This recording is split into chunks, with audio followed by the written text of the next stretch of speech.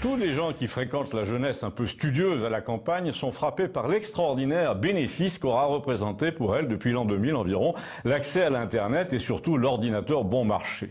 Oui, surtout l'ordinateur parce que dans les petits villages, l'Internet est encore un peu paresseux. Mais pour l'outil de connaissance et le vecteur de promotion sociale que représente l'ordinateur, j'ai un exemple précis à vous citer. Imaginez une famille d'agriculteurs assez pauvres où, vers l'année 2003, un enfant de 13 ans, dont j'ai presque envie de citer le prénom pour lui rendre hommage, mais qu'on va appeler Émile, réussit à monter un PC et à récupérer 2 ou 3 jeux piratés dans la cour de l'école. Et puis rapidement, parmi les programmes qu'on lui donne, parmi ceux qu'il récupère, figure une encyclopédie, et puis un programme célèbre pour les architectes, un autre pour les ingénieurs en électronique, et toutes sortes de logiciels qui font de la 3D, comme on dit. Ce garçon, donc de 13 à 17 ans, après avoir aidé à la bergerie et rentré les chiens le soir, aura appris tout seul à se servir d'outils logiciels ultra professionnels, dont le moindre vaut une fortune sur le marché. Tout ça pendant que les ministres à Paris galopaient partout en répétant que le piratage, c'était pas bien et que Hadopi allait couper des têtes.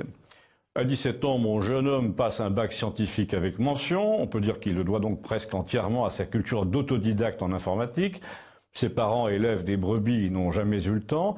Et quand notre garçon Émile débarque ensuite grâce à une bourse dans une petite prépa scientifique à Albi, la plupart des gens sont comme des jeunes gens qui l'entourent sont comme lui, garçons et filles, milieu plutôt modeste. Ils ont un vieux portable couvert d'autocollants et dans le portable, il y a tous les programmes d'ingénierie les plus pointus, ceux qui valent 5 000 €, tous piratés évidemment. Parce que tout simplement, ils n'ont pas les moyens. La moitié d'entre ces jeunes gens sont capables de concevoir un vérin hydraulique en 3D sous SolidWorks ou CATIA, alors qu'ils n'ont pas encore passé le concours. Mais le gouvernement prétend toujours à l'époque faire la chasse au piratage des logiciels. Quand ces gosses entendent des choses pareilles à la télé, ils en rigolent évidemment. Alors cette fois, c'est l'école qui leur fournit une version étudiant de SolidWorks ou d'AutoCAD, et au bout de 2 ans, comme les 3/4 de ses congénères, mon jeune fils d'agriculteur finit par intégrer bel et bien une grande école de travaux publics à Paris, grâce, on peut le dire, à une auto-formation, puis une formation mutuelle entièrement réalisée sur programme piraté, le tout pendant que des ministres incultes, repus, à peine dignes de faire de la prospective chez Ségolène Royal, continue à répéter qu'il faut lutter contre le piratage. Mais avec le recul, on peut dire, messieurs et mesdames du gouvernement, que sans le piratage, la jeunesse modeste ne s'en serait jamais tirée et n'aurait pas maintenu le niveau scientifique du pays pendant que vous étaliez votre ignorance à 10 000 € par mois.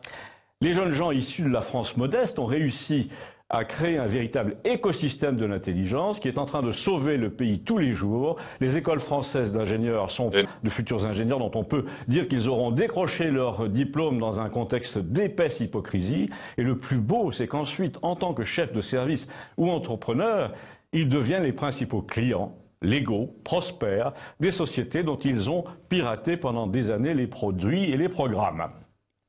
Si vous avez une autre explication au fait que les ministres l'ont mise en veilleuse sur le piratage, j'aimerais l'entendre. Merci.